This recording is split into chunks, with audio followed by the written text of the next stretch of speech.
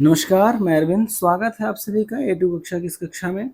हमारी आज की कक्षा सीडीपी के ऊपर होने वाली। सीडीपी के कुछ महत्वपूर्ण एमसीक्यू हैं।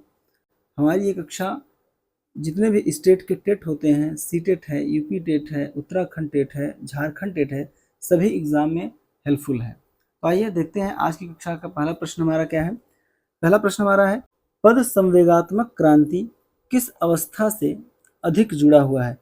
पद संवेगात्मक क्रांति किस अवस्था से है? शैशवावस्था से है, बाल्यावस्था से, किशोरावस्था से, प्रौढ़ावस्था से? तो जो संवेगात्मक क्रांति है यह आपका किशोरावस्था से संबंधित है, क्योंकि किशोरावस्था में ही जो इमोशंस होते हैं, संवेग जो होते हैं, उनका क्या होता है, उतार चढ़ाव बहुत अधिक होता है। संवेगों का उतार चढ़ाव अधिक होता है, इसीलिए इसे संवेगात्मक क्रांति कहते हैं। और किशोरावस्था को ही तनाव व तूफान की अवस्था कहते हैं। तनाव व तूफान की अवस्था कहते हैं इसी को। और किशोरावस्था के जो जनक हैं हमारे Stanley hall sir, Stanley hall किशोरावस्था के जनक हैं। और इसी किशोरावस्था को हम स्वर्ण काल भी कहते हैं, वीर पूजा कहते हैं। और किशोरावस्था को ही जीवन का सबसे कठिन काल कहा गया है। जीवन का सबसे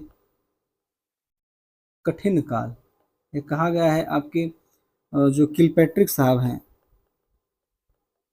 किलपैट्रिक प्रोजेक्ट मेथड इन्हीं का है, प्रोजेक्ट मेथड। नेक्स्ट क्वेश्चन हमारा है, राष्ट्रीय पाठचर्या की रूपरेखा 2005 दस्तावेज में भाषा के लिए निहित है।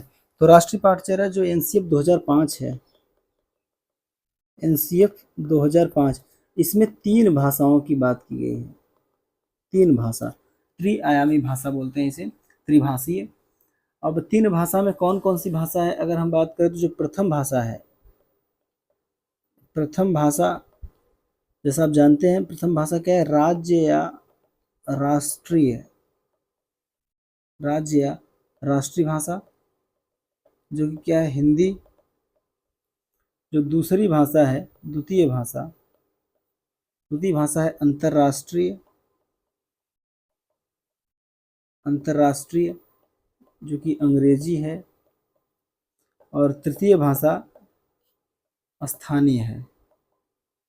स्थानीय में आपका पंजाबी, मारवाड़ी है ना, मारवाड़ी, गुजराती, संस्कृत, ये सब तृतीय भाषा। 3 भाषा राष्ट्रीय पाठचर्या में निहित है, 3 भाषा। नेक्स्ट क्वेश्चन हमारा है, स्पिनोजा ने संवेग को कितने प्रकार से बांटा है? स्पिनोजा ने संवेग को कितने प्रकार से बांटा है? तो स्पिनोजा ने 3 प्रकार से संवेग को बांटा है। कौन कौन से हैं वो संवेग? तो हर्ष है, शोक है और इच्छा है। हर्ष, शोक और इच्छा 3 प्रकार से बांटा है स्पिनोजा ने। और डेकार्टे की बात करें तो डेकार्टे जो हैं इन्होंने 6 प्रकार से बांटा है। वाटसन ने 3 प्रकार से बांटा है। और मैकडूगल ने तो 14 मूल प्रवृत्तियों के आधार पर 14 संवेगों को बताया है। 14 मूल प्रवृत्ति बताया इन्होंने, मूल प्रवृत्ति, और इसी आधार पर 14 मूल संवेगों के बारे में ये बात करते हैं। ठीक है, नेक्स्ट क्वेश्चन हमारा है, एक विद्यार्थी कहता है उसका दादा आए हैं। एक शिक्षक होने के नाते आपकी प्रतिक्रिया क्या होनी चाहिए? आप अपनी भाषा पर ध्यान दीजिए, कहेंगे बच्चे को? जी नहीं, बिल्कुल नहीं। अच्छा, उसके दादाजी आए हैं, जी आप इस प्रकार से उसे कथानक बोलेंगे कि हाँ उसके दादाजी आए हैं। बच्चे आप सही वाक्य नहीं बोल रहे हैं, ऐसा भी नहीं बोलेंगे बच्चे से। और ऐसा भी नहीं बोलेंगे कि दादा आया है की जगह पर दादाजी आए हैं कहना चाहिए, ऐसा नहीं कहेंगे। बालक से क्या कहेंगे? अच्छा उसके दादाजी आए हुए हैं। ठीक है, नेक्स्ट क्वेश्चन हमारा है, भाषा में अर्थ की सबसे छोटी इकाई है। अर्थ की सबसे छोटी इकाई रूपिम होती है ना? अर्थ की सबसे छोटी इकाई रूपिम होती है। अगर हम भाषा के प्रकार की बात करें, भाग की बात करें, भाषा के भाग की हम बात कर रहे हैं, तो भाग कितने हैं इसके? 4 है। पहला होता है स्वनिम, या इसी को बोलते हैं ध्वनिम। स्वनिम या ध्वनिम क्या है? यह ध्वनि की सबसे छोटी इकाई होती है। ध्वनि की सबसे छोटी इकाई होती है। ध्वनिम की सबसे छोटी इकाई, ध्वनि की सबसे छोटी इकाई स्वनिम या ध्वनिम होती है। ठीक है, जैसे हम बोलते हैं क्या, अ हो गया हमारा, अ ई, जितने भी वर्ड हम बोल रहे हैं, अ ई उ च थ त, ये सब क्या है, स्वनिम है, या ध्वनि की सबसे छोटी इकाई। वही दूसरा जो होता है, दूसरा है रूपिम। रूपिम यह क्या है, यह सबसे छोटी अर्थपूर्ण इकाई होती है। यह सबसे छोटी अर्थपूर्ण इकाई होती है। अर्थपूर्ण इकाई, जो हमारी भाषा में अर्थ की सबसे छोटी इकाई कौन सी है, तो कौन सी है, रूपिम है। रूपिम, इसी को हम रूपग्राम भी बोलते हैं। क्या बोलते हैं, रूपग्राम बोलते हैं, रूपग्राम। जैसे हम रूपिम में क्या हो जाएगा, जैसे चल, कल, ये सबसे छोटी इकाई होती है भाषा की। ठीक है, अर्थ के रूप में। तीसरा जो होता है, चार भाग है, तीसरा जो होता है, तीसरा हम बोलते हैं वाक्य विन्यास। वाक्य विन्यास बोलते हैं। वाक्य विन्यास मतलब शब्दों का ऐसा समूह जिसे वाक्य तो बना हो लेकिन उसका अर्थ हो भी सकता है और नहीं भी हो सकता है। जैसे अगर हम एग्जाम्पल की बात करें, जैसे वह चाय खाता है, वह चाय खाती है, तो क्या यह वाक्य सही है? जी नहीं, सही भी हो सकता है, गलत भी हो सकता है, दोनों बात है यहाँ पर वाक्य विन्यास में। लेकिन चौथा जो हम पढ़ते हैं, चौथा जो जिसे हम पढ़ते हैं अर्थ विन्यास के रूप में, अर्थ विन्यास। अर्थ विन्यास में क्या होता है कि वाक्य के सभी जो अर्थ शब्द हैं वो अर्थपूर्ण होना चाहिए और उसका अर्थ होना चाहिए। ऐसा नहीं कि वह चाय खाता है, वह चाय पीता है, खाता है खाती है नहीं, वह चाय चाय पीता है। ठीक है, वह चाय पीता है, यह क्या है, अर्थपूर्ण है। यहाँ पर वाक्य विन्यास में अर्थ हो भी सकता है, नहीं भी हो सकता है। और रूपी में क्या है, अर्थपूर्ण सबसे छोटी इकाई होती है, और स्वयं क्या होता है, ध्वनि ध्वनि की सबसे छोटी इकाई होती है। तो नेक्स्ट क्वेश्चन हमारा है, सामान्य बुद्धि बालक प्रायः किस अवस्था में बोलना सीख जाते हैं? तो जो सामान्य बालक होते हैं वो लगभग 34 माह में बोलना सीख जाते हैं अच्छे से। ठीक है, नेक्स्ट क्वेश्चन हमारा है, दूसरे वर्ष में अंत तक शिशु का शब्द भंडार हो जाता है। अच्छा देखिए, यहाँ पर है कि अगर दूसरे वर्ष के अंत की बात कर रहा है, तो अगर 1 वर्ष 9 माह की बात करें, 1 वर्ष 9 माह, यहाँ पर बालक लगभग 118 शब्द बोलता है, और 2 वर्ष में 200 से 300, और 4 वर्ष में 1550 शब्द, और 5 वर्ष में 2072, और 6 वर्ष की बात करें तो 6 वर्ष में 2562 शब्द बोलता है। यहाँ पर पूछा है दूसरे वर्ष में अंत तक, तो लगभग 118 है, तो ऑप्शन में हम देखेंगे तो ऑप्शन में आपका 100 दिया हुआ है, तो ऑप्शन ये बिल्कुल सही हो जाएगा। नेक्स्ट क्वेश्चन हमारा है, संवेगात्मक विकास को प्रभावित करने वाले कारक हैं। संवेगात्मक विकास को प्रभावित करने वाले कारक की बात करें तो इसमें आपका वंशानुक्रम, वातावरण, स्वास्थ्य, थकान, आपका मानसिक योग्यता, मानसिक योग्यता के साथ साथ परिवार परिवार का वातावरण, परिवार का वातावरण हो गया, सामाजिक आर्थिक स्थिति भी आएगा, सामाजिक आर्थिक स्थिति, और विद्यालय भी है ना, तमाम और भी चीजें हैं, विद्यालय, ये सभी क्या है, संवेगात्मक विकास को प्रभावित करने वाले कारक हैं। जैसे इसमें क्या क्या ऑप्शन दिया है, शारीरिक स्वास्थ्य भी है, मानसिक योग्यता भी है, थकान भी है, तो सभी क्या है, प्रभावित करने वाले कारक है। ऑप्शन डी बिल्कुल सही है। नेक्स्ट क्वेश्चन हमारा है, कक्षा 1 में बच्चों की भाषा कौशल का विकास क्रम में होना चाहिए।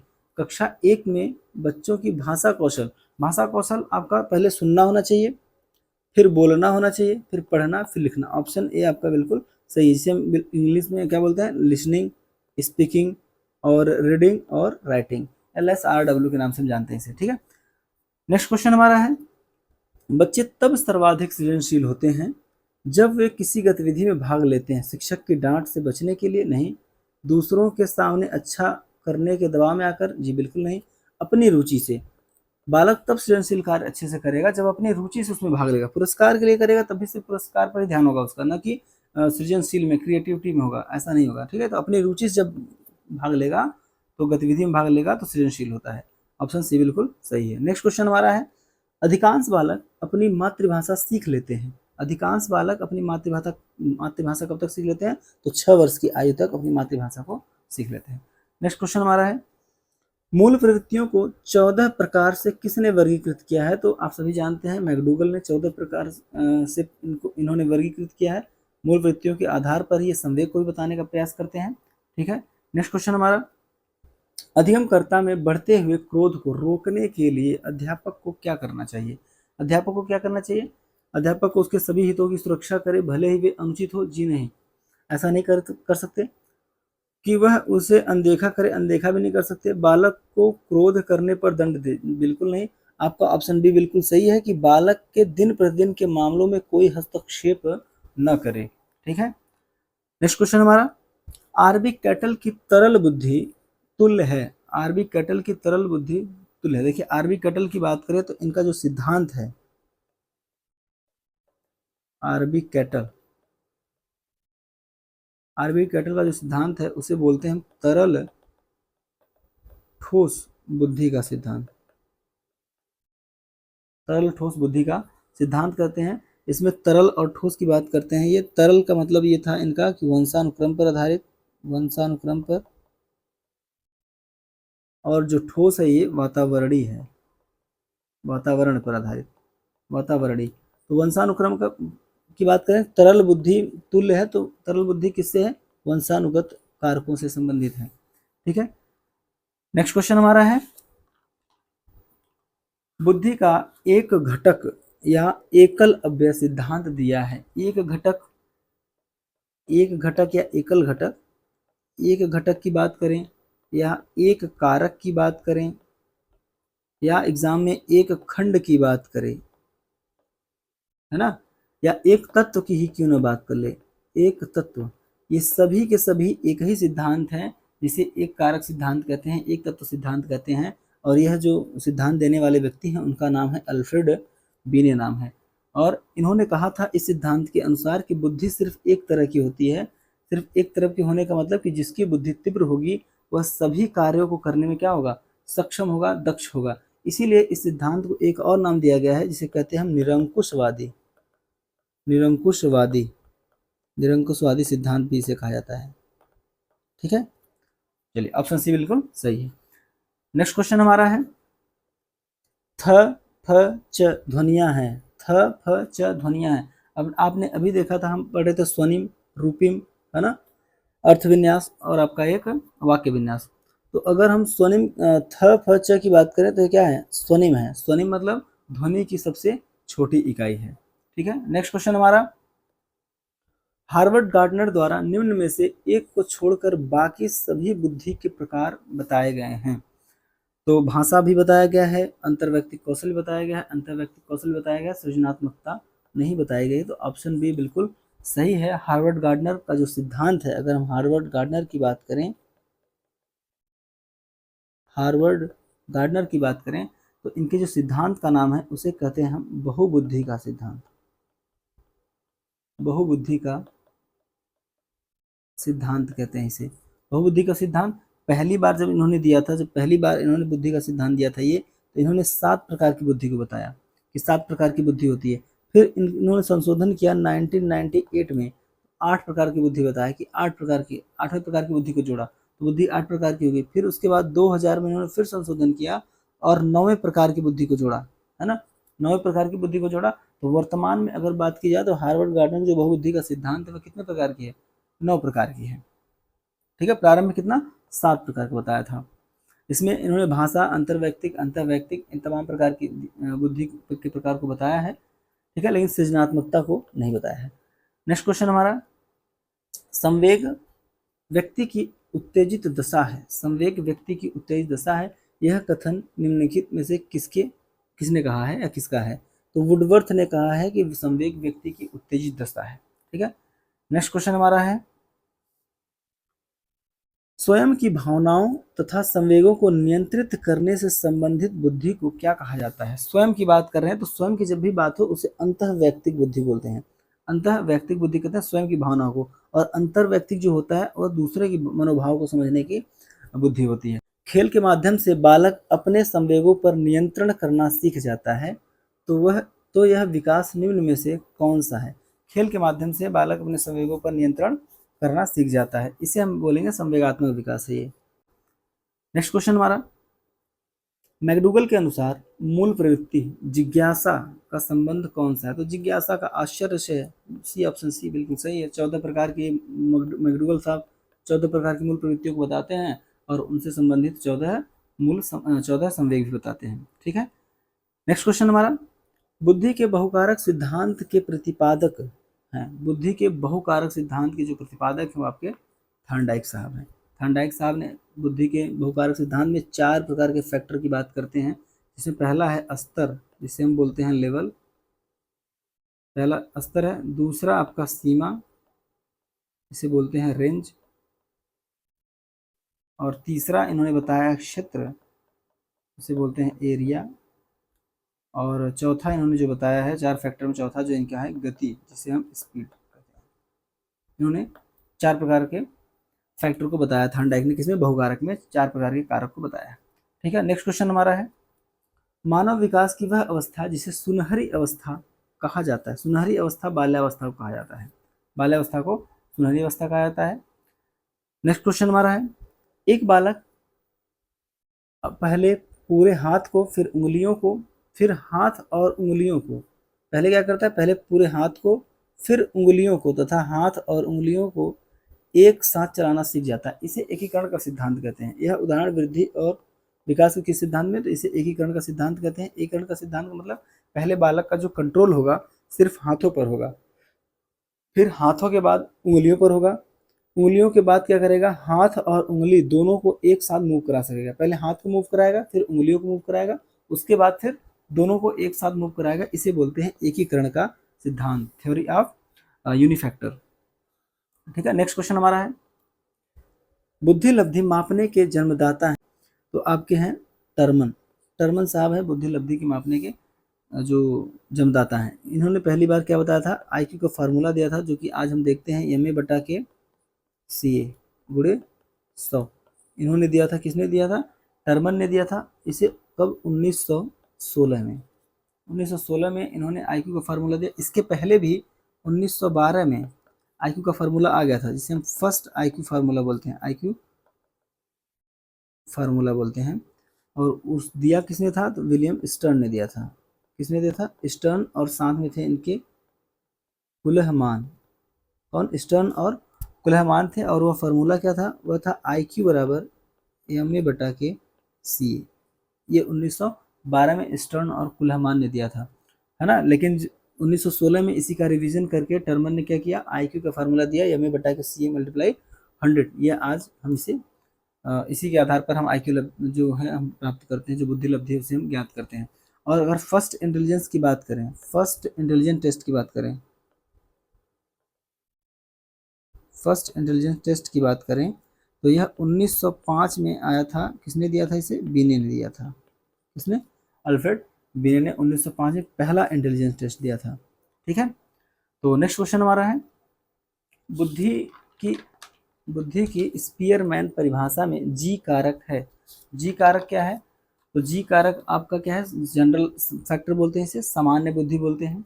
तो सामान्य बुद्धि, जी फैक्टर को क्या बोलेंगे, सामान्य बुद्धि बोलेंगे। और यह स्पीयरमैन ने दिया था अपने जो सिद्धांत इनका है द्वितत्व या द्विकारक सिद्धांत। स्पीयरमैन का ही सिद्धांत है, जिसे बोलते हैं द्वितत्व या द्विकारक सिद्धांत। इसमें इन्होंने 2 तत्व बताए थे, जिसे हम 2 फैक्टर के नाम से भी जानते हैं। एक फैक्टर है आपका जी फैक्टर और एक है आपका एस फैक्टर। एक जी फैक्टर है और एक एस फैक्टर है। जी फैक्टर को हम सामान्य कारक बोलते हैं और एस फैक्टर को विशिष्ट कारक बोलते हैं। तो सामान्य जो होता है, जो जी फैक्टर होता है, यह सब में समान होता है, सबका लगभग समान होता है, सब में समान होता है। यह जन्मजात पाई जाती है ना, सब में समान होता है और यह जन्मजात पाया जाता है। लेकिन जो एस फैक्टर है यह सबका अलग अलग होता है। सब में क्या होता है, यह एस फैक्टर सब में अलग अलग पाया जाता है, अलग अलग होता है। और यह क्या होता है, अर्जित होता है, जन्मजात नहीं होता है, अर्जित होता है। है ना। तो स्पीयरमैन का सिद्धांत क्या है, द्विकारक या द्वितत्व सिद्धांत। ठीक है, नेक्स्ट क्वेश्चन हमारा है 1908 में प्रथम बीने साइमन परीक्षण संशोधन निर्गत हुआ था। 1908 में प्रथम बीने साइमन संशोधन निर्गत हुआ था, तो यह 1911 में हुआ था। अगर हम बीने साइमन परीक्षण की बात करें, बीने साइमन परीक्षण की हम बात करें तो यह आया था कब, 1905 में। 1905 में आया, तो इसमें 1908 में जो पहला संशोधन हुआ, पहला संशोधन, पहला संशोधन, पहला संशोधन कब हुआ, 1908 में। दूसरा संशोधन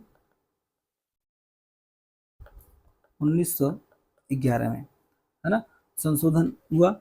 उसके बाद जब पहली बार बनकर आया था 1905 में, जब परीक्षण बनकर तैयार हुआ, तो इसे फ्रेंच भाषा में तैयार किया गया। किस भाषा में, फ्रेंच भाषा में तैयार किया गया। और इसमें जो प्रश्नों की संख्या थी, प्रश्न जो थे वो प्रश्न कितने थे, 30 थे। लेकिन संशोधन के बाद इसमें जो प्रश्नों की संख्या थी, प्रश्नों की संख्या कितनी कर दी गई थी, 59 कर दी गई। कितना, 59 कर दिया गया। और जो बीने साइमन परीक्षण है, यह 3 से 13 वर्ष के बालकों के लिए तैयार किया गया था, 3 से 13 वर्ष के बालकों के लिए। और सबसे पहला इसे कहते हैं, सबसे पहला व्यक्तिगत एवं शाब्दिक परीक्षण, व्यक्तिगत एवं शाब्दिक परीक्षण,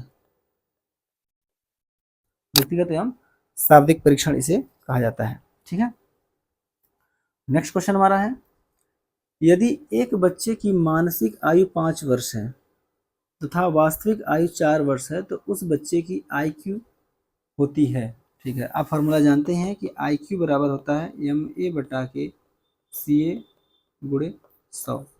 ये फार्मूला है। इस फार्मूले पर हम अगर इसे लगाएंगे, MA का मतलब होता है मानसिक आयु, मेंटल एज,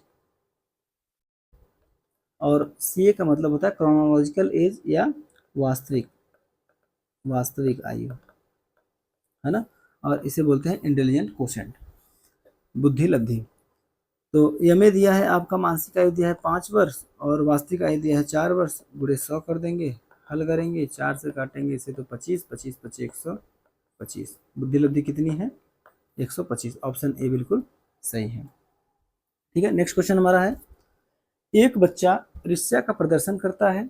अच्छा, एक बच्चा ईर्ष्या का प्रदर्शन करता है कितनी आयु तक, तो 12 माह की आयु में वह ईर्ष्या का प्रदर्शन करने लगता है। ठीक है, नेक्स्ट क्वेश्चन हमारा है, पियाजे के अनुसार संज्ञानात्मक विकास की अवस्थाओं को बांटा गया है।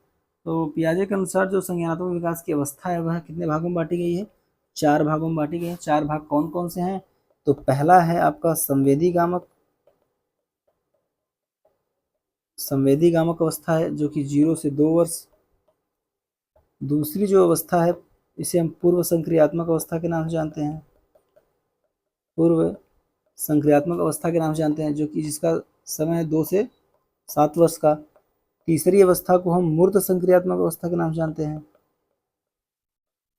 मूर्त संक्रियात्मक अवस्था। इसकी जो आयु है, इसका जो है ये 7 से 11 वर्ष का है। और चौथे को हम जानते हैं किस नाम से, औपचारिक संक्रियात्मक अवस्था। औपचारिक संक्रियात्मक अवस्था, यह 11 साल से क्या होता है, ऊपर की अवस्था होती है, 11 साल के ऊपर की अवस्था होती है। ठीक है, तो आज की कक्षा में बस इतना ही, मिलते हैं आपसे अगली कक्षा में, तब तक के लिए नमस्कार।